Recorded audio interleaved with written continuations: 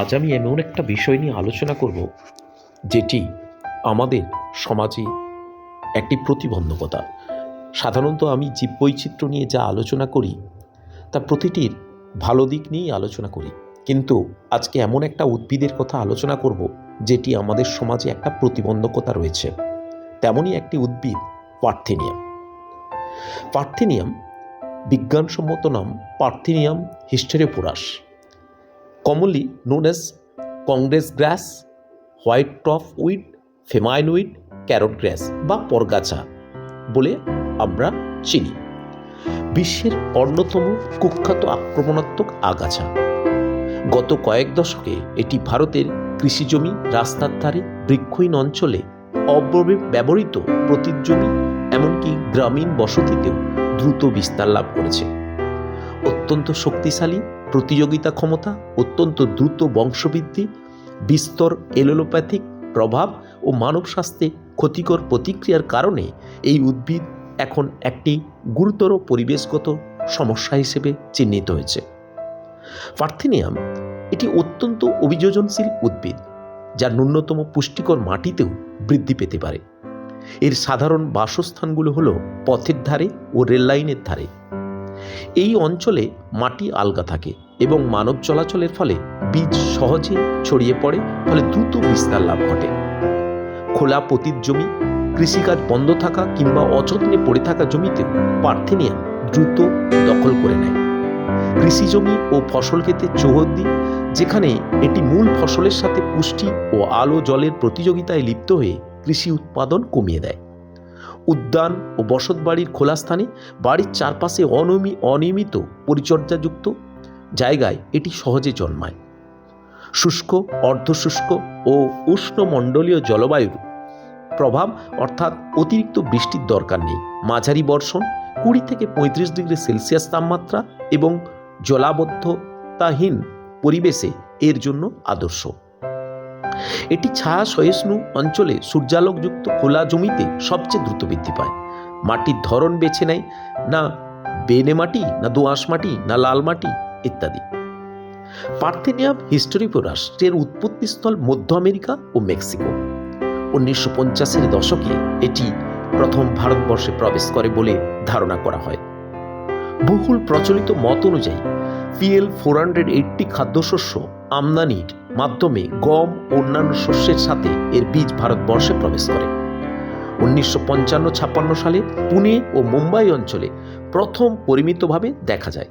সেখান থেকে পরবর্তী কয়েক দশকে মহারাষ্ট্র, কর্ণাটক, তামিলনাড়ু, অন্ধ্রপ্রদেশ, পশ্চিমবঙ্গ, উত্তরপ্রদেশ, বিহার, মধ্যপ্রদেশ ইত্যাদি রাজ্যে দ্রুত ছড়িয়ে পড়ে এবং বর্তমানে প্রায় সমগ্র ভারতের এর উপস্থিতি লক্ষ্য করা যায়। বনভূমির প্রান্ত, শহরতলি, গ্রাম অঞ্চল সব জায়গায় ত্বরান্বিত উপনিবেশ বিস্তার ঘটেছে। পার্থেনিয়াম এত দ্রুত বিস্তার লাভ করেছে যে এটিকে ফেমাইন উইড নামে ডাকা হয়, কারণ এটি খাওয়ার উপযোগী ঘাস নষ্ট করে গবাদি পশুকে খাদ্য সংকটে ফেলতে পারে। পার্থেনিয়ামের জনসংখ্যা কাঠামো অত্যন্ত শক্তিশালী ও অভিযোজনশীল কিছু বৈশিষ্ট্যের উপর নির্ভর করে। প্রচুর বীজ উৎপাদন। একটি গাছ বছরে প্রায় 10,000 থেকে 25,000 বীজ উৎপাদন করতে পারে, অনেক ক্ষেত্রে আরও বেশি। বীজের উচ্চ অঙ্কুরোদ্গম ক্ষমতা, অনুকূল পরিবেশে 70 to 90% বীজ অঙ্কুরিত হয়। বীজ মাটিতে বহু বছর নিষ্ক্রিয় অবস্থায় থেকে পরিবেশের অনুকূল হলেই অঙ্কুরিত হয়। একই এলাকায় একই সময়ে বীজ, কচি গাছ, পরিমিত গাছ ও ফুল ফলযুক্ত গাছ একসাথে পাওয়া যায়। এতে পপুলেশন টার্নওভার খুব দ্রুত হয়। শিকড় অত্যন্ত শক্তিশালী, বা মাটি আঁকড়ে ধরে জল ও পুষ্টি আগাছার চেয়ে বেশি টেনে নেয়। এই জনসংখ্যা কাঠামোর কারণে সামান্য ডিস্টারবেন্স, মাটি আলগা হওয়া, নির্মাণ কাজ, বৃষ্টির অভাব হলে এই পার্থেনিয়াম দ্রুত ছড়িয়ে পড়ে। পার্থেনিয়ামের জীবনচক্র মৌসুমভেদে পরিবর্তন হয়। গ্রীষ্মকাল উচ্চ তাপমাত্রায় বীজের অঙ্কুরোদ্গম দ্রুত, পাতা ও কাণ্ডের বৃদ্ধি হার বেশি, খরা আবহাওয়ায় টিকে থাকতে পারে। বর্ষাকালে বৃদ্ধির সবচেয়ে বেশি সক্রিয় হয়, বৃষ্টির ফলে নতুন বীজ অঙ্কুরোদ্গম ব্যাপক বৃদ্ধি পায়, ফুল ও ফল উৎপাদনের হার শীর্ষে। শীতকালে বৃদ্ধির হার তুলনামূলক কমে যায়। বীজ সংরক্ষণ ক্ষমতা বজায় থাকে, সারা বছরই কোনো না কোনো স্টেজে বেঁচে থাকে, ফলে দমিয়ে রাখা অত্যন্ত কঠিন। পার্থেনিয়াম অন্যান্য উদ্ভিদের সাথে প্রতিযোগিতা করে এবং অ্যালোপ্যাথি দ্বারা তাদের বৃদ্ধি দমন করে। ফলে যে উদ্ভিদগুলি সাধারণত একই অঞ্চলে পাওয়া যায় এবং পার্থেনিয়াম দ্বারা প্রভাবিত হয়, যেমন সাইনোডন ডেকটাইলন, অ্যামারন্যাথাস স্পি, কটন বোনাপেলিডিয়াম, ল্যান্টেনা ক্যামেরা, ক্যাসিয়া টোরেটা, যদিও এই প্রজাতিগুলি পার্থেনিয়ামের সাথে মাটি ও আলো জলের জন্য প্রতিযোগিতা করে, বেশিরভাগই পার্থেনিয়াম এর অ্যালোকেমিক্যালের সাহায্যে এদেরকে হার মানায়। পার্থেনিয়াম বিস্তারের ফলে স্থানীয় প্রাণীজগতে পরিবর্তনও ঘটে। এর সাথে যুক্ত প্রাণীদের মধ্যে কীটপতঙ্গ, কিছু পোকামাকড় পার্থেনিয়ামের পাতা খেয়ে থাকে, যেমন জাইগোগ্রামা বাইক্লোরেটা, কিছু গ্র্যাসোফার, কিছু লিভ চিউইং বিটল। পার্থেনিয়াম এর ছোট সাদা ফুলে মৌমাছি প্রজাপতি কম আসে, বরং কিছু অপ্রয়োজনীয় পোকা আকৃষ্ট হয়। গরু ছাগল সাধারণত পার্থেনিয়াম খায় না, কারণ স্বাদ তেতো এবং বিষাক্ত। কখনো জোরপূর্বক খেলে মাউথ আলসার বা ইনডাইজেশন হতে পারে। এর অ্যালোকেমিক্যাল মাটির কেঁচো, ব্যাকটেরিয়া ও ছত্রাকের উপর নেতিবাচক প্রভাব ফেলে, ফলে মাটির ফার্টিলিটিও কমে যায়। পার্থেনিয়াম মূলত বীজের মাধ্যমে প্রজনন করে। এর রিপ্রোডাকশন স্ট্র্যাটেজি অত্যন্ত সফল। স্বপরাগযোগ, ফুল ক্ষুদ্র হয়, স্বপরাগই প্রধান। বীজ বিকাশ ও ছড়িয়ে পড়া, প্রতিটি ফুল ক্লাস্টার থেকে শত শত বীজ হালকা, তাই বাতাসে, বৃষ্টির জল, যানবাহনের চাকা, পশুর শরীর বা মানুষের কাপড় জুতোর সাথে সহজেই ছড়িয়ে পড়ে। বীজ কয়েক বছর পর্যন্ত মাটিতে বেঁচে থাকতে পারে। বৃষ্টির প্রথম স্পেল পেলেই অঙ্কুরিত হয় এবং পুষ্টিহীন মাটিতেও এটি বংশবৃদ্ধি করতে পারে। তাই এটি একটি উইড ন্যাশনাল সিগনিফিক্যান্স হিসেবে ধরা হয়।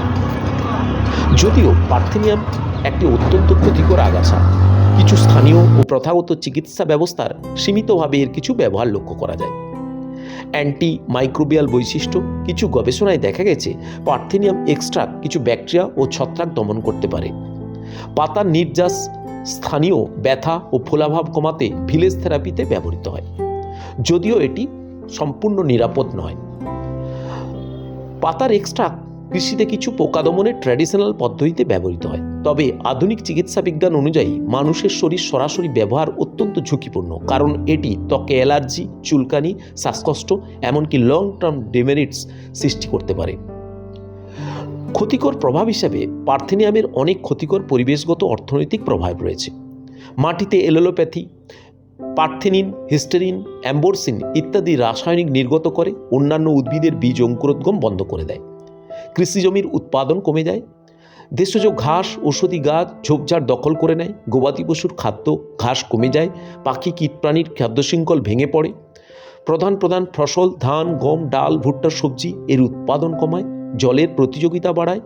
মাটির গুণগত মান নষ্ট করে। সয়েল মাইক্রোবস কমে যায়। অর্গানিক ম্যাটার কমে যায়। নিয়ন্ত্রণ না করলে হাজার হাজার স্কোয়ার কিলোমিটার জমি দখল করতে পারে। পার্থেনিয়াম মানুষের স্বাস্থ্যের জন্য অত্যন্ত বিপজ্জনক। এর পরাগরেণু বা পাতার রস এবং ধুলোকণা দ্বারা রোগ হতে পারে। অ্যালার্জি, রানাইটিস, হাঁচি, নাক দিয়ে জল পড়া, নাক চুলকানি। পার্থেনিয়াম স্পর্শ করলে ত্বকে লালচে ফুসকুড়ি, জ্বালা, ফোলা, দীর্ঘমেয়াদী ক্রনিক এক্সিমা, শ্বাসকষ্ট এবং অ্যাজমা। এর পোলেন অত্যন্ত শক্তিশালী অ্যালার্জেন। সংবেদনশীল ব্যক্তিতে শ্বাসকষ্ট বা চেস্ট টাইটনেস দেখা যেতে পারে। মুখে ওষ্ঠে আলসার, দূষিত বাতাস বা ধুলোকণা গ্রহণ করলে হতে পারে। দীর্ঘমেয়াদী ইমিউনিটি প্রতিক্রিয়ার পরিবর্তন হয়। বহু বছর সংস্পর্শে কিছু মানুষের ক্ষেত্রে অটো ইমিউনোটাইপ প্রতিক্রিয়া দেখা যেতে পারে। এটির কারণে এটিকে পাবলিক হেলথ হ্যাজার্ডও বলা হয়।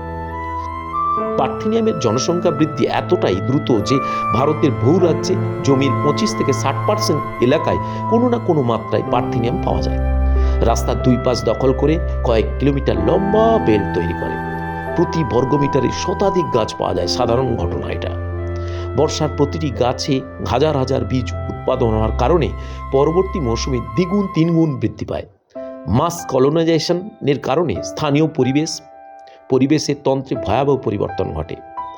পার্থেনিয়াম হিস্টেরিপোরাস একটি আক্রমণাত্মক, দ্রুত বর্ধনশীল এবং পরিবেশগত অত্যন্ত ক্ষতিকর আগাছা, যা জীববৈচিত্র্যকে নষ্ট করে, কৃষি উৎপাদন কমায়, মাটির স্বাস্থ্য ক্ষুণ্ণ করে এবং মানুষের স্বাস্থ্য ও গুরুতর সমস্যার সৃষ্টি করে।